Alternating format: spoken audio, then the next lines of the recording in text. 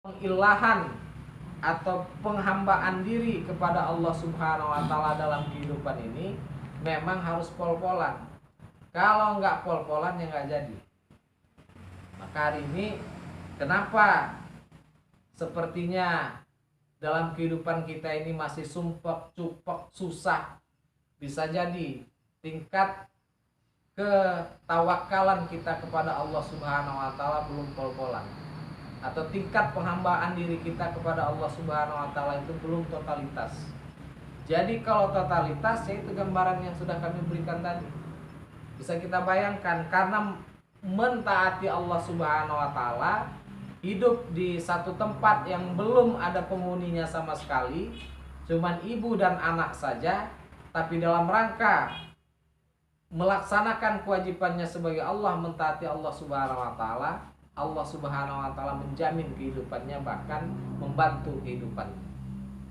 Begitu juga ketaatan sang suami yang sangat luar biasa, sampai harus menyembelih putra satu-satunya.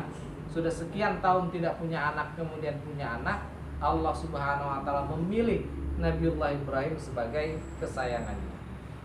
Maka saudara-saudaraku sekalian rahimakumullah, ujian dan cobaan yang kita terima dalam kehidupan ini adalah sebagai penguat bagi kita dan sebagai bukti benar atau tidaknya iman kita di hadapan Allah Subhanahu wa taala. Sebab kalimat tauhid la ilaha illallah Muhammadur Rasulullah yang menjadi dasar akidah bagi kita dalam kehidupan ini tidak akan mungkin menjadi kokoh, menjadi kuat tanpa ujian-ujian yang diberikan oleh Allah Subhanahu wa taala. Belum lagi kalau kita melihat bagaimana kisah Ashabul Ukhdud misalkan saja. Ya, ada surat Al-Buruj itu ya. Di surat Al-Buruj itu menceritakan salah satunya tentang Ashabul Ukhdud atau keluarga parit ya, atau orang yang dibakar hidup-hidup di dalam parit. Gimana kehidupan mereka dalam mempertahankan keimanannya itu? Ya begitu. Sampai mereka dibakar hidup-hidup di dalam parit, mereka siap mempertahankannya. Jadi ada sebuah negeri di mana negeri itu rajanya itu sangat percaya kepada tukang sihir. Percaya sekali dia dengan tukang sihir. Ketika tukang sihirnya itu sudah tua, dia sudah takut mau mati, maka dia minta kepada raja untuk mencarikan seorang pemuda yang mana pemuda tersebut mau diajarin ilmu sihirnya. Jadi dia mau menggantikan posisi si tukang sihir tersebut. Maka terpilihlah seorang pemuda. Maka mulailah pemuda itu belajar sihir dari tukang sihir kepercayaan raja tersebut. Tetapi dia kalau mau belajar itu kadang-kadang mampir singgah di tempat seorang rahib atau pendeta. Dan dia belajar tentang ajaran atau keyakinan yang dipercaya seorang rahib tersebut, ajaran Islam pada masa itu. Kemudian dia terima pelajaran itu sampai satu ketika dia datang kepada si tukang sihir itu. Dia datang terlambat, dipukulin. Ngadu dia sama rahib. Bilang, nanti kata rahib tersebut, kalau kamu terlambat saya ditahan sama keluarga saya. Begitu juga kalau kamu pulang ke rumah kamu terlambat supaya kamu gak kena marah, bilang bahwasanya saya ditahan oleh si tukang sihir. Begitulah berlalu sampai masa beberapa waktu. Satu ketika di tengah perjalanan yang biasa dilintasi orang, ternyata di situ ada binatang buas, di mana binatang buas tersebut sangat mengganggu kenyamanan dan keamanan bagi para pelintas jalan itu. Maka kemudian si pemuda itu membuktikan mana yang benar ini, ilmunya tukang sihir atau ilmunya si rahib tadi. Maka dipakai ilmunya si rahib tadi dengan mengucap bismillah ya, atas nama Allah Subhanahu wa taala. Kalau memang benar ilmu si rahib tadi, maka lemparan yang dia lempar, ada benda yang dia lempar kepada si binatang tersebut mengenai pasti dia mati. Maka dia bismillah atas nama Allah Subhanahu wa taala, dilempar binatang tersebut, ternyata mati. Ketika dia mati, maka percayalah, yakinlah si pemuda tersebut bahwasanya ilmu si rahib itulah yang benar. ketimbang ilmu si tukang sihir. Tidak lama kemudian ada orang yang sakit kena penyakit kulit datang kepada pemuda tersebut. Dia berdoa atas nama Allah Subhanahu wa taala supaya disembuhkan, sembuh. Kemudian ada pembantu raja yang buta datang menghadap kepada pemuda tersebut supaya minta diobati atas nama Allah Subhanahu wa taala, dia sembuh. Sampai terheran-heran rajanya, "Kenapa kamu bisa sembuh?" "Ada seorang pemuda yang belajar sihir itu yang menyembuhkan penyakit saya atas izin Rabb-nya, atas izin Rabb kita, izin Allah Subhanahu wa taala." Maka akhirnya dipanggil pemuda tersebut, dan si raja mengira bahwasanya sembuhnya pembantunya yang ada di negeri tersebut karena ilmu sihirnya. Tetapi pemuda tersebut bukan, ini karena Allah Subhanahu wa taala, karena Rabb kita, karena Allah Subhanahu wa taala. Maka marahlah raja tersebut sampai akhirnya didesak siapa yang mengajarkannya. Ternyata yang mengajarkan si rahib itu. Si rahibnya dipanggil, setelah dipanggil kemudian disiksa, digergaji kepalanya sampai belah, sampai meninggal, tetap dia dalam keimanannya, maksudnya suruh kafir. Dipanggil lagi si pembantu raja tadi yang matanya buta kemudian sudah sembuh, supaya kembali meyakini ajaran-ajaran sihir atau ajaran nenek moyang mereka. Dia nggak mau, digergaji, dibelah sampai mati. Tetap dia dengan keimanannya mempercayai Rabb atau Allah Subhanahu wa taala yang diyakini si pemuda tersebut. Maka sampai akhirnya pemuda itu dibawa ke satu bukit.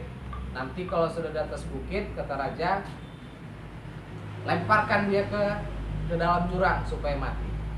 Tapi begitu dia sampai di atas bukit, si pemuda itu berdoa kepada Allah Subhanahu wa taala, "Ya Allah, cukupkanlah dengan ketetapanmu."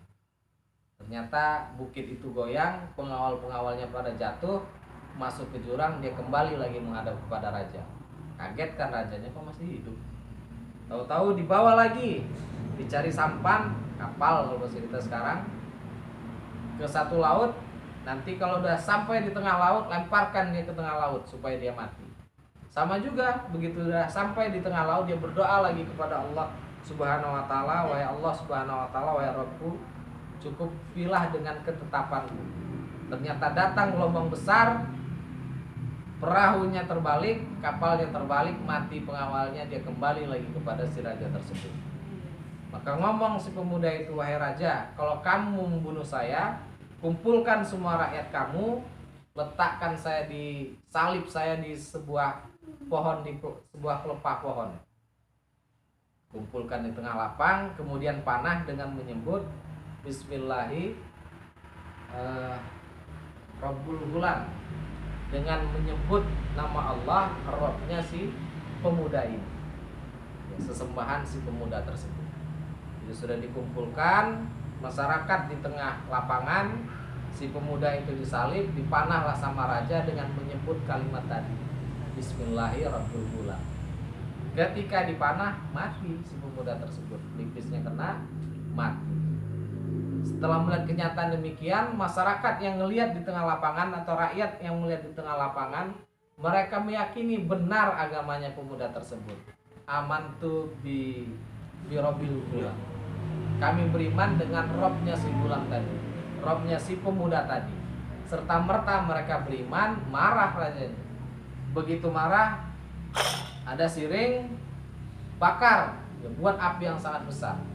Ketika dibuat api yang sangat besar, masyarakatnya datang satu-satu. Beriman apa enggak? Beriman, dilemparin ke api, dibakar. Ashabul Ukhdud seperti itu. Dibakar terus sampai ada seorang wanita yang sedang menggendong anaknya. Dia ragu-ragu, benar apa enggak ini? Tapi anak yang di dalam gendongannya itu membenarkan, sabar katanya, ini ujian dari Allah Subhanahu wa taala. Sampai akhirnya juga dilemparkan ke dalam parit yang menyala-nyala api di dalam. Nah, inilah gambaran saudara-saudaraku sekalian rahimakumullah, bahwa ternyata tidak gampang mempertahankan apa yang kita akidahi. Tidak gampang mempertahankan kalimat la ilaha illallah Muhammad Rasulullah dalam kehidupan ini. Jadi memang ujian dan tantangannya sangat besar. Pol-polannya itu berkorban dengan satu-satunya nyawa yang kita miliki dalam kehidupan ini. Nah, kita hari ini ya biasalah dalam kehidupan ini mungkin dirasa berbeda dengan masyarakat lain, ngajinya nggak sama seperti orang lain, kemudian jamaahnya juga dianggap jamaah yang eksklusif, ataupun mungkin dikatakan Islam radikal dan segala macam. Itu memang biasa, sebuah ujian yang diberikan oleh Allah Subhanahu wa taala untuk membuktikan benar atau tidaknya iman kita di hadapan Allah Subhanahu wa taala. Jadi khilafah ini memang dulu ada dan dipraktekkan oleh Rasulullah SAW dan para sahabatnya dulu. Setelah Rasulullah wafat, pemimpinnya para khalifah, sistemnya adalah khalifah Islam. Maka kalau hari ini muncul kembali, sebenarnya bukan sesuatu yang asing, hanya mungkin mereka yang ketinggalan zaman, mereka yang tidak memahami sejarah, mereka yang tidak memahami dalil, sampai pada akhirnya menganggap kekhalifahan itu adalah sesuatu yang mengancam bagi kehidupan ini. Padahal tidak demikian. Bahwasanya adanya kekhalifahan ini sebagai wujud pembuktian iman kita kepada Allah Subhanahu wa taala, juga sebagai wujud bagaimana mempraktekkan ajaran Islam ini secara kafah. So kita ini diperintahkan oleh Allah Subhanahu wa taala itu taat cuma kepada 3 hal tadi: Allah, Rasul, dan ulil amri. Allahnya jelas Allahu Ahad, Rasulnya jelas Muhammad SAW, ulil amrinya mestinya seorang khalifah atau amirul mukminin. Bagaimana mempraktekkan ayat ini kalau nggak ada khalifahnya, nggak ada amirul mukmininnya sebagai perwujudan daripada ulil amri tersebut? Nah, maka saudara-saudaraku sekalian rahimakumullah, la ilaha illallah Muhammad Rasulullah, tidak ada ilah yang kita ibadahi selain Allah Subhanahu wa taala, dan contohnya adalah Muhammad sallallahu alaihi wasallam sebagai rasul utusan Allah bagi kita dalam kehidupan ini. Ini adalah sesuatu yang sangat mendasar yang harus kita praktekkan dalam kehidupan ini. Jadi bukan hanya sekedar diimani saja, tetapi memang harus dipraktekkan sebagai perwujudan benar atau tidaknya iman kita di hadapan Allah. Nah, kalau ini bisa terwujud, insya Allah akidah kita pun akan menjadi benar di hadapan Allah Subhanahu wa taala.